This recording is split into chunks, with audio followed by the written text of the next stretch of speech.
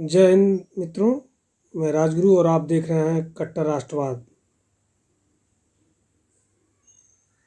दोस्तों, आप में से कितने लोग होंगे जो हज़रत मोइनुद्दीन चिश्ती की दरगाह पर अजमेर गए होंगे, जिसे अजमेर शरीफ भी कहा जाता है। शायद आप लोग न गए हों, लेकिन बहुतेरे ऐसे हिंदू हैं जो कि उस दरगाह पे अपने मन्नत या दर्शन के लिए गए होंगे। लेकिन अजमेर शरीफ की हकीकत क्या आप जानते हैं? आप लोगों को लगता होगा कि अजमेर शरीफ हिंदू मुस्लिम एकता का एक प्रतीक है और वहाँ पे लोगों का कल्याण होता है, मन्नतें पूरी होती हैं। लेकिन ऐसा नहीं है।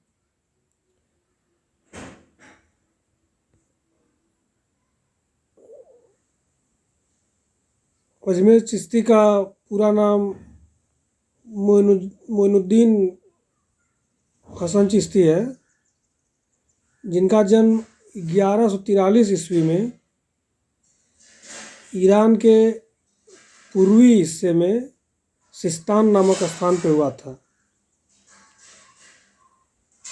और सिस्तान वही स्थान है जिस पे मोहम्मद गोरी ने 1176 ईस्वी में चढ़ाई करके कब्जा कर लिया था। और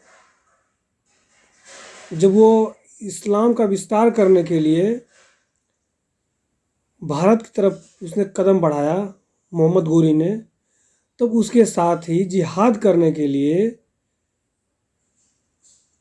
मोइनुद्दीन चिश्ती भी, क्षमा कीजिए, मोइनुद्दीन चिश्ती भी भारत आ गया।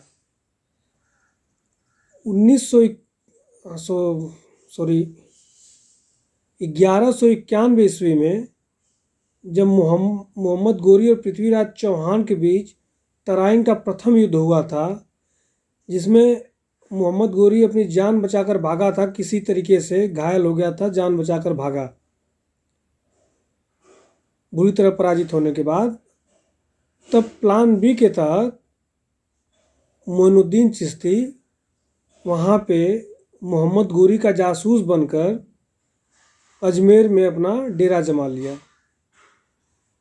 और जो हिंदुओं का बहुत ही पवित्र झील है, आना झील, जो कि पृथ्वीराज चौहान के पिताजी ने बनवाया था 1135 ईस्वी से लेके 1150 ईस्वी के बीच में, और उन्हीं के नाम पे इस झील का नाम आना झील पड़ा है। महाराजा अर्णो राणा जी के नाम पर पड़ा है। महाराज अर्णो राणा जी पृथ्वीराज चौहान के पिताजी थे। तो वहाँ पे उस झील पे, जब झील के किनारे से डेरा जमा लिया था अपना, उसके उपरांत वहाँ पे इसके शिष्य और ये लोग प्रतिदिन गायों को काटते थे और मांस भक्षण करते थे। और उसके कुछ शागिर्द ऐसे थे जो कि हिंदुओं के मंदिरों में, पवित्र मंदिरों में जाकर के गाय का मांस खाते थे, गाय काटते थे और गाय का मांस बिखेरते थे, अपवित्र करते थे। लोगों को लगता है कि अच्छा, उस समय की भोली जनता इनकी बढ़ी हुई दाढ़ी देखकर समझती थी कि लोग साधु हैं। साधु कहाँ परोपकार, दया और मानवता का प्रतीक, और कहाँ ये हत्यारे, पिशाच, नर पिशाच थे जो कि बरगलाते थे, हिंदुओं को बेवकूफ़ बनाते थे। उस समय के भोले हिंदू समझते नहीं थे, ये बहकाते थे कि नहीं, इस तरीके से, ये करने से, फला करने से, ऐसे नमाज करने से, ऐसे खतना करवा लेने से भगवान प्रसन्न हो जाएंगे और आपका कार्य सिद्ध हो जाएगा।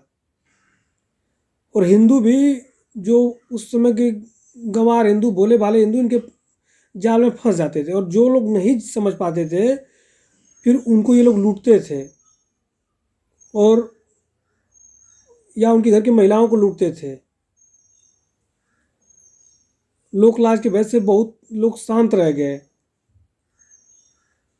और ये हुआ क्या कि इस तरीके से इसका ये सब गंदा खेल चल रहा था। 1 साल के बाद जब ये इसके स्वास्थ्य में, मोहम्मद गोरी के स्वास्थ्य में सुधार हुआ, इसने दोबारा तैयारी की तुर्कों से और ईरान और अरबी लोगों से, वहाँ के सामंतों से, वहाँ के राजाओं से, बादशाहों से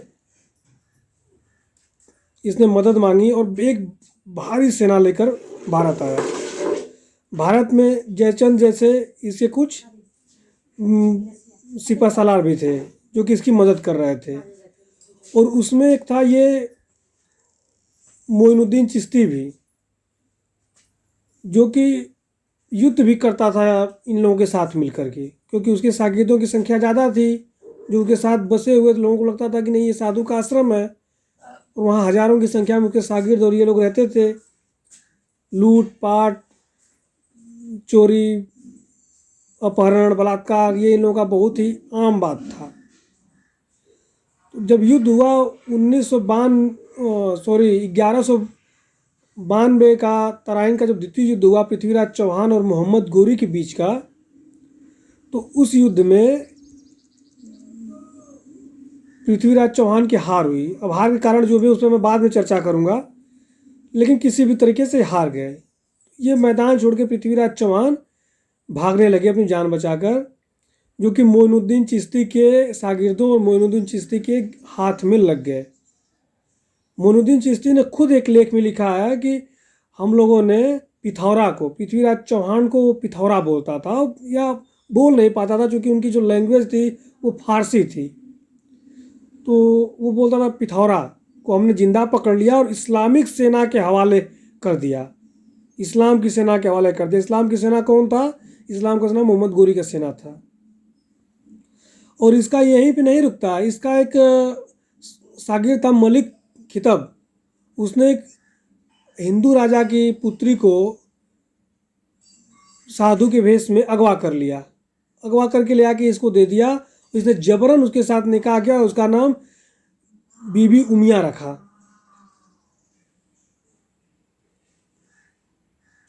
मुसलमान तो जाके उसकी इबादत करते हैं, उसकी पूजा करते हैं, क्योंकि उनको ये लगता है कि उनका इस पृथ्वी पर रहने का कारण ही, मुसलमानों का रहने का कारण ही मोइनुद्दीन चिश्ती है, क्योंकि उसने बहुत भारी पैमाने पे धर्म परिवर्तन और हिंदुओं का हत्या किया।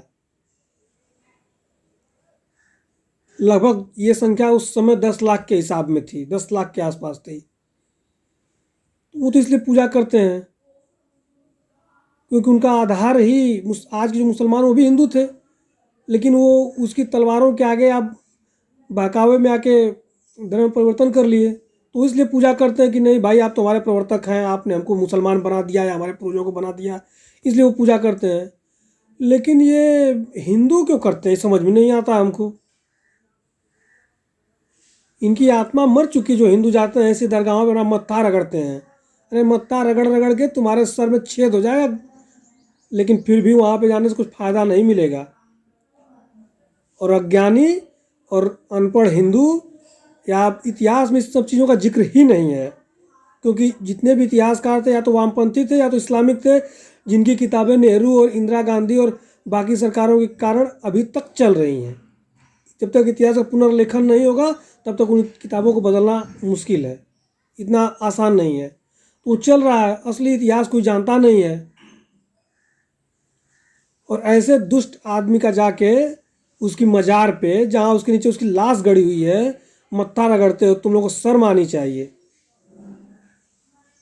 और अब भी नहीं चेते तुम लोग, तो तुम लोग भी एक दिन टोपी पहनोगे और तुम्हारी महिलाएं बुर्का पहनेंगे अगर नहीं चेतोगे तो।